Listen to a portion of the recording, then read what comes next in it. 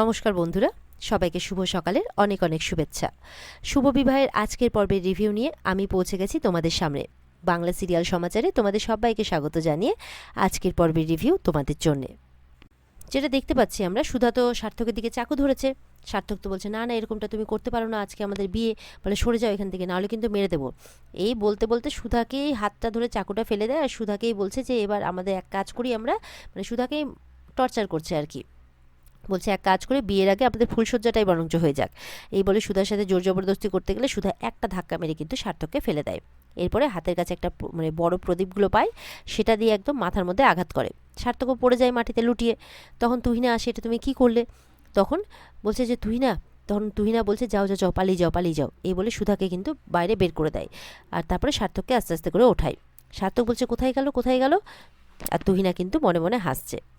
ওদিকে সুধা বাইরে দিয়ে পালাতে যাবে কি, বাইরেই হোঁচট খেয়ে পড়ে যায়, আর পা নিয়ে উঠতে পারে না। আর এদিকে বাড়িতে দেখা যাচ্ছে সুধার মা খুব চিন্তা করছে। ডলিকে ফোন করেছে, ডলি বলছে না এখনও কোনো খোঁজ পাওয়া যায়নি। এরপর ডলির কাছ থেকে ফোনটা কাড়িয়ে নিয়ে সুধার জেঠিমা বলছে যে হ্যাঁ রে ছোটো, তোরা সব ঠিক আছিস তো? বলে হ্যাঁ আমরা তো ঠিক আছি, কিন্তু মেয়েটার তো কী হলো বলো তো? বলে ওই চিন্তাতেই তো আমরা বাড়ি ফিরতে পারছি না। বলে তোমরা কখন ফিরছো? বলে মেয়েটা না আসলে কি করে বাড়ি ফিরি বলতো? এরপরে সুধার মা বলছে কুটুম বাড়িতে অতজন মিলে গিয়ে পড়ে থাকাটা কি ঠিক হচ্ছে? এই বলে সুধার মাকে কোনো উত্তর না দিয়ে ফোনটাই কেটে দেয় ইচ্ছে করেই। সুধার মাও বলছে কি হলো, ফোনটা কেটে গেল কেন? আর সুধার ছবি দেখে বলছে সুধা তুই তাড়াতাড়ি ফিরে আয়, আর ভালো লাগছে না, সবাই তোর অপেক্ষা করে আছে। ওদিকে সুধা পালাতে গিয়ে সার্থক ধরে ফেলে, বলছে যে তুমি যতবার পালাবে ততবারই পড়বে, আমি ওই দূর থেকে বসে বসে দেখছিলাম, তুমি তো আমার কবল থেকে পালাতে পারবে না। এই করে কিন্তু মানে সুধাকে খুব টর্চার করছে। সুধা বলছে না আমাকে ছেড়ে দাও, যেতে দাও। বলে না আমি তো তোমাকে যেতে দেবো না। তখন দেখা যাচ্ছে তেজরা কিন্তু অলরেডি দেশের বাড়িতে পৌঁছে গেছে। দেখছে বাইরে থেকে তালা, শম্ভুদা বলে জোরে চিৎকার করছে। তখন তো সুধা শুনতে পায়। সুধা বলছে দেখলে বললাম না যে তেজ ঠিক আসবে, এবার তুমি বাঁচতে পারবে না। তখন বলছে দেখো এবার আমি কি করি, এবার আমি তোমাকে জ্যান্ত কবর দেব, জ্যান্ত পুঁতে ফেলবো তোমাকে আমি। সুধা তো ভয় পেয়ে যায়, না তুমি এমনটা করতে পারো না। এবার সুধা তো চিৎকার করতে থাকে, কিন্তু সুধার মুখ বন্ধ করে দেয়। এরপরে কাপড় দিয়ে সুধার মুখ বেঁধে দেয়, পেছনে দড়ি দিয়ে সুধার হাত বেঁধে দেয়, আর সুধাকে একটা জায়গায় নিয়ে গিয়ে বসিয়ে দেয়। আর সেখানে রাখা আছে একটা মানে ওই কবর দেওয়ার বাক্সগুলো। তো সেই বাক্সটা রাখা আছে, বলছে এই দেখো এই দেখো, এখানে আমি তোমাকে সুন্দর করে ঘুম পাড়িয়ে দেবো সারা জীবনের মতো। সুধা তো ভয় পেয়ে যায়, কি করে পালাবে, হাত মুখ এবার পাটাও বেঁধে দেয় ওখানে গিয়ে। আর ওদিকে কিন্তু তেজরা সমানে শম্ভুদা বলে ডেকে যাচ্ছে, কিন্তু কিছুতেই সারা শব্দ পাচ্ছে না। তখন বলছে কিছু একটা গন্ডগোল আছে। শম্ভুদা তো একদম, তেজ বলছে নিশ্চয়ই কোনো গন্ডগোল আছে। তখন সমুদ্র বলছে এখানে আমরা শুধু শুধু সময় নষ্ট করছি না তো? ঝিনুকও বলছে হ্যাঁ এখানে তো কাউকে দেখতে পাচ্ছি না। বলে ওই জন্য তো সন্দেহটা হচ্ছে, কারণ শম্ভুদা এইভাবে কিন্তু পাহাড়ে ছেড়ে যাওয়ার মানুষ নয়। ইন্সপেক্টর আশুতোষকে বলছে, আশুতোষও বলছে হ্যাঁ নিশ্চয়ই কোনো গন্ডগোল আছে। আর ওদিকে দেখা যাচ্ছে সুধার জেঠি আর অদিতি একদম দিব্যিসে চা খাচ্ছে, সুন্দর করে একদম চুমুক দিয়ে দিয়ে বলছে দেখ দেখ এই কাপ প্লেটটা দেখেছিস, কত নকশা কাটা কাপ প্লেট, বাপের জন্য দেখিনি এরকম কাপ প্লেট। তারপরে আবার বলছে অদিতি যে এত দামি চা, আমাদের ওখানে তো এত দামি চা পাওয়াই যায় না। এদিকে তরিতা বলছে দেখো দেখো এদের লজ্জা শরম বলে কিচ্ছু নেই, কী করে চা খাচ্ছে দেখো। আর ওদিকে ঠাম্মিকে চা দিয়ে এলাম, ঠাম্মি তো গলা দিয়ে চাই নামছে না, কেউ বাড়িতে ঠিকমতো খেতে পারছে না। এদেরকে দেখো, দাঁড়াও এদেরকে কোনো কিছু না বললে না এদের চক্ষু লজ্জা জাগবে না। এই বলে কিছু বলতে গেলে তেজের মা আটকাচ্ছে, বলে না না হাজার হোক ওরা আমাদের কুটুম। জ্যোৎস্নাও বলছে হ্যাঁ ছেড়ে দাও, কিছু বলো না, কারণ হাজার হোক ডলি ওই বাড়িতে বিয়ে করে গেছে, কোনো কিছু হলে আমাদের মেয়েকেই অসুবিধে ভোগ করতে হবে। তখন তরিতা থেমে যায়। আর ওদিকে দেখা যাচ্ছে যে সুধাকে সেই বাক্সটাতে বন্দি করে মানে অনেক বড় গাড্ডা খোঁড়া হয়ে গেছে মাটিতে, সেই মাটিতে কিন্তু ঢুকিয়ে দেয়। এরপরে শুধু মাটিটা দেওয়ার পালা। তুহিনা বলছে তাড়াতাড়ি করো ওরা চলে এসছে। তখন কিন্তু ওই বাক্সটার মুখটা বন্ধ করে দেয়, আর উপর দিয়ে কিন্তু মাটি দিতে থাকে। এদিকে সুধা জেঠিমারা এত নির্লজ্জ, তেজের মায়েরা দাঁড়িয়ে আছে তাদের সামনেই বলছে দেখো দেখো ওদের গলায় কত ভারী ভারী হার, হাতে হাত ভর্তি গয়না, আর এদিকে নিজের মেয়েটাকে দেখো গলা খালি হাত খালি, আমাদের তো আর অত সামর্থ্য নেই। তখন তেজের মা ডলিকে গিয়ে বলছে এ কি ডলি, তোকে একটা হার দিয়েছিলাম, মানে হার দিয়েছি, হাতের বালা দিয়েছি, ওগুলো তুই পরিসনি কেন? তখন সুধা মানে ডলি বলছে, সুধার জেঠিমা তো মনে মনে বলছে আবার বলে না দেয় যে সেগুলো আমি রেখে নিয়েছি। ডলি বলছে আসলে আমি সেটা হারিয়ে ফেলেছি। বলে হারিয়ে ফেলেছিস? তখন মানে তার শাশুড়ি বলছে না না হারায়নি, বাড়িতেই কোথাও হবে, ছেলে মানুষ তো কোথায় রাখতে কোথায় রেখেছে। তখন তার মা বলছে চল আমি তোকে গলার হার দিচ্ছি, বালা দিচ্ছি, সেগুলো পরে ফেলবি চল। এটা শুনে তো ওদিকে অদিতি আর জেঠিমা একদম লাফাচ্ছে। তখন ডলি বলছে না না না মা থাক, আমার এখন এসব ভাল লাগছে না, বৌদি বাড়ি ফিরুক, তার আগে আমি এগুলো নিয়ে ভাবতে পারছি না। আর ততটাই রেগে যাচ্ছে ওদিকে জেঠিমারা ডলির কথা শুনে।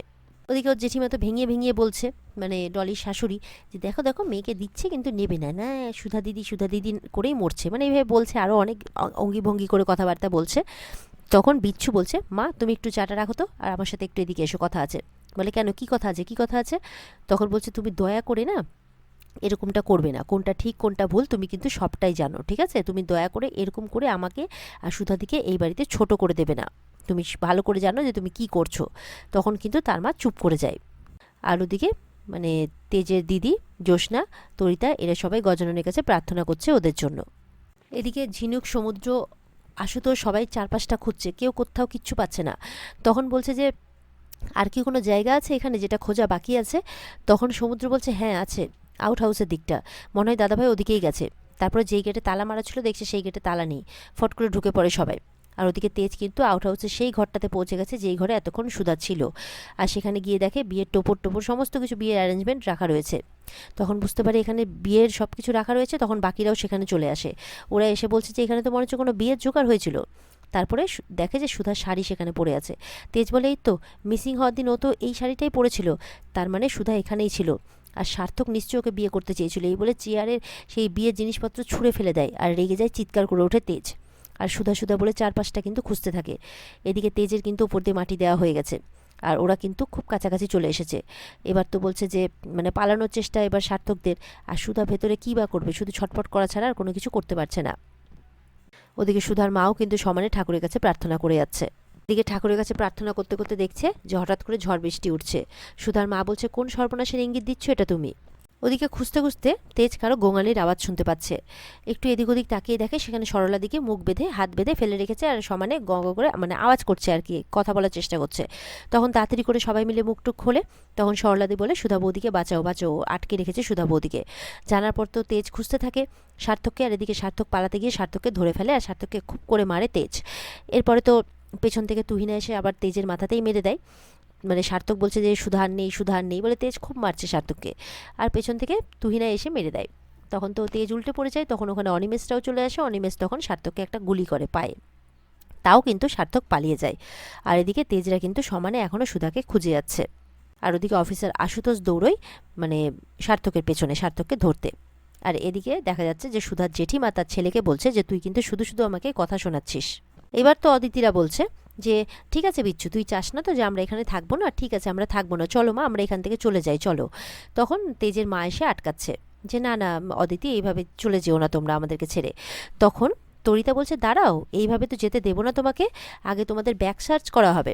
তখন তেজের মা বলছে, সব কী বলছো তুমি? জ্যোৎস্নাও বারণ করছে, বলে না আমি জানি যে ওরা আমাদের কুটুম্ব, সুধা দিদির নিজের জেঠি, নিজের বৌদি, কিন্তু আমি যেটা বলছি সেটা ভুল বলছি না। ওরা তো এখানে সুধা দিদির জন্য দুঃখ প্রকাশ করতে আসেনি, ওরা এখানে নিজেদের ধান্দায় এসেছে, আর আমি এটা জানি বলেই বলছি। তখন অদিতির হাতটা টানতে টানতে সামনে নিয়ে আসে, বলে এসো এসো। বলে কী করছো তুমি? জল কিন্তু মাথার উপর দিয়ে গড়াচ্ছে, মা চলো এখান থেকে চলে যায়। তখন কিন্তু অদিতির ব্যাগটা জোরে করে টেনে খুলে দেয়, আর ভেতর থেকে সেই জিনিসপত্রগুলো বেরিয়ে আসে যেগুলো সে চুরি করেছে। এটা দেখে তো বিচ্ছু আর ডলি পুরো অবাক হয়ে যায়। আর ওদিকে তেজের মা, জ্যোৎস্না সবাই অবাক হয়ে যায়, তারা ভাবতেও পারেনি যে এরকমটা হতে পারে। আর পুরো ভয় পেয়ে যায় ওদিকে সুধার জেঠিমা আর অদিতি, এবার কি হবে। ওদিকে কিন্তু মানে তেজ বলছে, মানে যেই মাটিটা খোঁড়া হয়েছে সেই মাটির ওখানে হোঁচট খেয়ে পড়েছে তেজ। বলছে কি ব্যাপার, এখানকার মাটি তো সদ্য খোঁড়া হয়েছে মনে হচ্ছে। তখন তেজ কারো কোনো কথা না শুনে সেই মাটিটাকে আবার কোদাল দিয়ে দিয়ে সরাতে শুরু করে আর কি। তখন সমুদ্র বলছে, এটা তুই কী করছিস? ঝিনুক বলছে, না না যেটা করছে করতে দাও। তেজ বলছে, এত কথা না বলে সবাই মিলে হেল্প করো। দিয়ে সবাই মিলে কিন্তু সেই মাটিটাকে সরাচ্ছে। এবার সরিয়ে সরিয়ে ভেতরে কিন্তু একটা কাফান দেখতে পায়। তখন মানে তেজের ভাই বলছে, এটা কিসের কাফান? বলে খুলে দেখ খুলে দেখ। তাড়াতাড়ি করে সবাই মিলে খুলেই দেখে ভেতরে সুধা। দেখে সবাই চমকে ওঠে। তেজ তো একদম সুধা বলে চিৎকার করে ওঠে, সুধাকে ওঠায় তাড়াতাড়ি করে জ্ঞান ফেরানোর চেষ্টা করছে। ওদিকে ঝিনুকও কিন্তু বলছে, দিদি ওঠ বলে চিৎকার করছে সবাই মিলে। আর এখানে আজকের পর্ব শেষ হয়ে যায়। তো বন্ধুরা, এই ছিল আজকের পর্বের রিভিউ। ভালো লেগে থাকলে কিন্তু পর্বকে লাইক কমেন্ট করে জানাতে ভুলবে না, আর আমাদের সাথে জুড়তে আমাদের চ্যানেলকে সাবস্ক্রাইব করতেও ভুলবে না। আর পর্বের বিস্তারিত দেখতে অবশ্যই স্টার জলসার পর্দায় চোখ রাখবে। তাহলে আজকের মতো এই পর্যন্তই। ভালো থাকবে সবাই, টাটা।